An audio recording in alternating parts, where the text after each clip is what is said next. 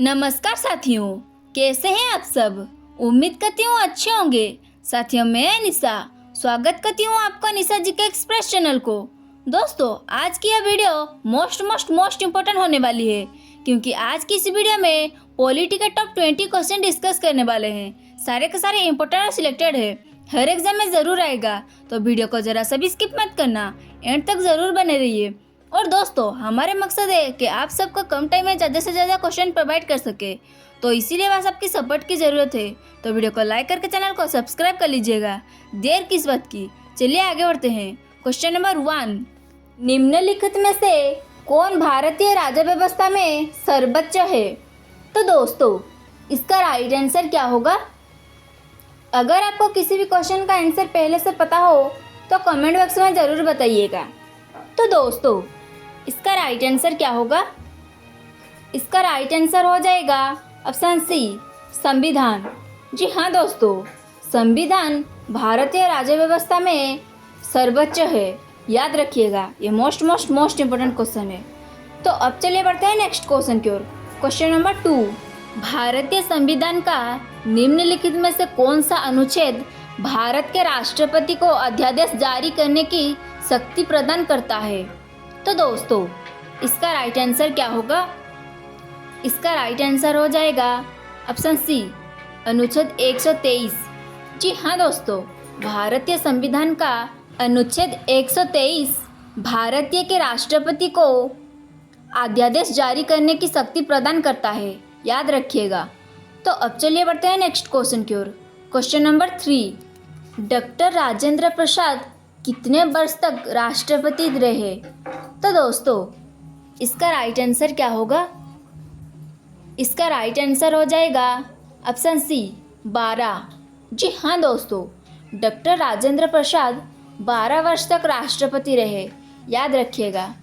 तो अब चलिए बढ़ते हैं नेक्स्ट क्वेश्चन की ओर। क्वेश्चन नंबर 4, भारतीय संविधान का कौन सा अनुच्छेद विभिन्न आधारों पर किसी भी भारतीय नागरिक के साथ भेदभाव से संबंधित है। तो दोस्तों, इसका राइट आंसर क्या होगा। इसका राइट आंसर हो जाएगा ऑप्शन डी, अनुच्छेद 15। जी हाँ दोस्तों, भारतीय संविधान का अनुच्छेद 15 विभिन्न आधारों पर किसी भी भारतीय नागरिक के साथ भेदभाव से संबंधित है, याद रखिएगा। ये मोस्ट इम्पोर्टेंट क्वेश्चन है। तो अब चलिए बढ़ते हैं नेक्स्ट क्वेश्चन की ओर।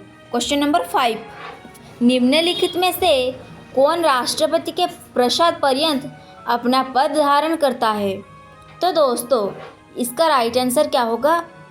इसका राइट आंसर हो जाएगा ऑप्शन डी, भारत का महान्यायवादी। जी हाँ दोस्तों, भारत का महान्यायवादी राष्ट्रपति के प्रसाद पर्यंत अपना पद धारण करता है, याद रखिएगा।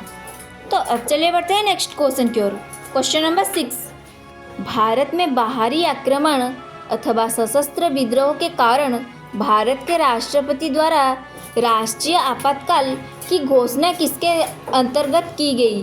तो दोस्तों, इसका राइट आंसर क्या होगा। इसका राइट आंसर हो जाएगा ऑप्शन बी, अनुच्छेद 352। जी हाँ दोस्तों, भारत में बाहरी आक्रमण अथवा सशस्त्र विद्रोह के कारण भारत के राष्ट्रपति द्वारा राष्ट्रीय आपातकाल की घोषणा अनुच्छेद 352 अंतर्गत की गई, याद रखिएगा। तो अब चलिए बढ़ते हैं नेक्स्ट क्वेश्चन की ओर। क्वेश्चन नंबर 7, निम्नलिखित में से पॉपुलर चैम्बर किसे कहा जाता है।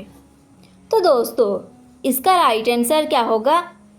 इसका राइट आंसर हो जाएगा ऑप्शन डी, लोकसभा।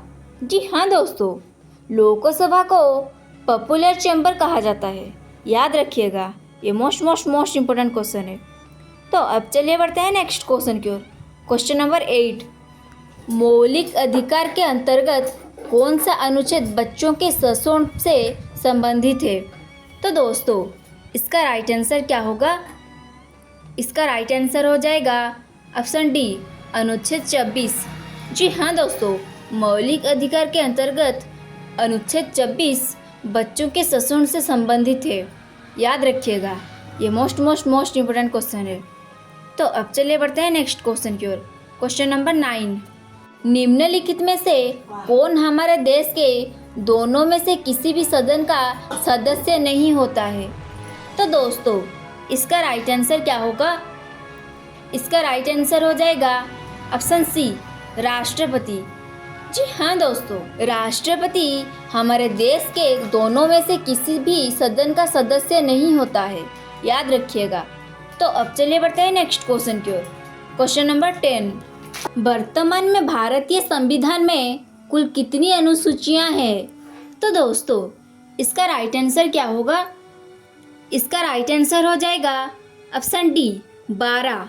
जी हाँ दोस्तों, वर्तमान में भारतीय संविधान में कुल 12 अनुसूचियां हैं। याद रखिएगा, ये मोस्ट इम्पोर्टेंट क्वेश्चन है, किसी ना किसी एग्जाम में ज़रूर आएगा, याद रखिएगा। तो अब चलिए बढ़ते हैं नेक्स्ट क्वेश्चन की ओर। क्वेश्चन नंबर 11, भारतीय संविधान में मूलभूत अधिकार किस संविधान से लिए गए थे? या तो दोस्तों इसका राइट आंसर क्या होगा? इसका राइट आंसर हो जाएगा ऑप्शन ए, अमेरिका। जी हाँ दोस्तों, भारतीय संविधान में मूलभूत अधिकार अमेरिका संविधान से लिए गए थे, याद रखिएगा। तो अब चलिए बढ़ते हैं नेक्स्ट क्वेश्चन की ओर। क्वेश्चन नंबर 12, भारतीय संविधान के अनुच्छेद 1 में यह घोषणा की गई है कि इंडिया अर्थात भारत है। तो दोस्तों भारत क्या है? तो दोस्तों इसका राइट आंसर क्या होगा? इसका राइट आंसर हो जाएगा ऑप्शन ए, राज्यों का संघ। जी हाँ दोस्तों, भारतीय संविधान के अनुच्छेद 1 में यह घोषणा की गई है कि इंडिया अर्थात भारत राज्यों का संघ है, याद रखिएगा। ये मोस्ट इम्पोर्टेंट क्वेश्चन है, किसी ना किसी एग्जाम में ज़रूर आएगा, तो याद रखिएगा। तो अब चलिए बढ़ते हैं नेक्स्ट क्वेश्चन की ओर। क्वेश्चन नंबर 13, संविधान सभा द्वारा अंतिम रूप से पारित संविधान में कुल कितने अनुसूचियां थी? तो दोस्तों इसका राइट आंसर क्या होगा? इसका राइट आंसर हो जाएगा ऑप्शन बी, 8। जी हाँ दोस्तों, संविधान सभा द्वारा अंतिम रूप से पारित संविधान में कुल 8 अनुसूचियां थी, याद रखिएगा। तो अब चलिए बढ़ते हैं नेक्स्ट क्वेश्चन की ओर। क्वेश्चन नंबर 14, भारतीय संविधान का कौन सा अनुच्छेद राज्य सरकारों को ग्राम पंचायत के गठन का निर्देश देता है? तो दोस्तों इसका राइट आंसर क्या होगा? इसका राइट आंसर हो जाएगा ऑप्शन बी, अनुच्छेद 40। जी हाँ दोस्तों, भारतीय संविधान का अनुच्छेद 40 राज्य सरकारों को ग्राम पंचायत के गठन का निर्देश देता है, याद रखिएगा। तो अब चलिए बढ़ते हैं नेक्स्ट क्वेश्चन की ओर। क्वेश्चन नंबर 15, भारतीय संविधान के अनुसार कार्यपालिका का प्रमुख कौन है? तो दोस्तों इसका राइट आंसर क्या होगा? इसका राइट आंसर हो जाएगा ऑप्शन सी, राष्ट्रपति। जी हाँ दोस्तों, भारतीय संविधान के अनुसार कार्यपालिका का प्रमुख राष्ट्रपति है, याद रखिएगा। तो अब चलिए बढ़ते हैं नेक्स्ट क्वेश्चन की ओर।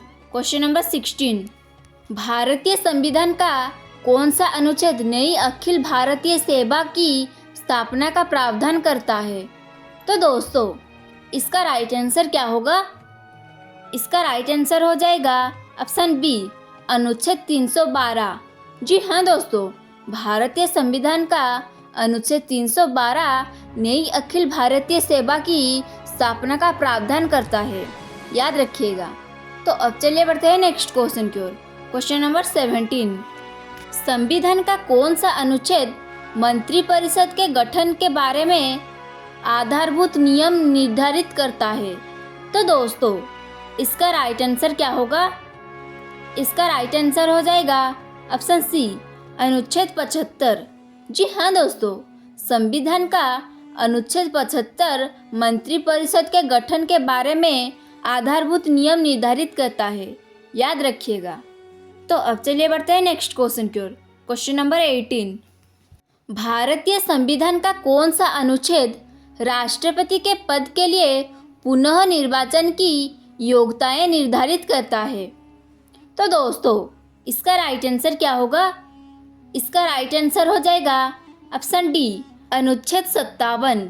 जी हाँ दोस्तों, भारतीय संविधान का अनुच्छेद 57 राष्ट्रपति के पद के लिए पुनः निर्वाचन की योग्यताएं निर्धारित करता है, याद रखिएगा।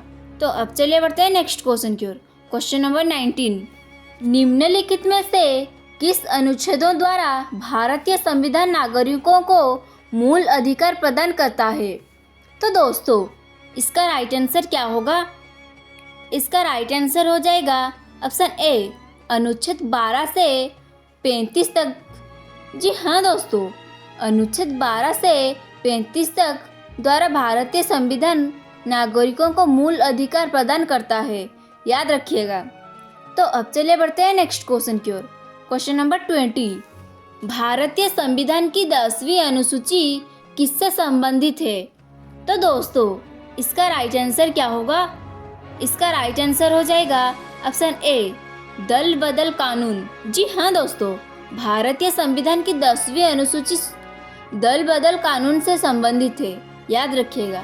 तो दोस्तों आज की इस वीडियो में जितना भी क्वेश्चन था सारे का सारे इम्पोर्टेंट और सिलेक्टेड था। हर एग्जाम में ज़रूर आएगा, तो याद रखिएगा। और ऐसे ही इम्पोर्टेंट और सिलेक्टेड क्वेश्चन पाने के लिए वीडियो को लाइक करके चैनल को सब्सक्राइब कर लीजिएगा। रहता हूँ। जय हिंद, वंदे मातरम।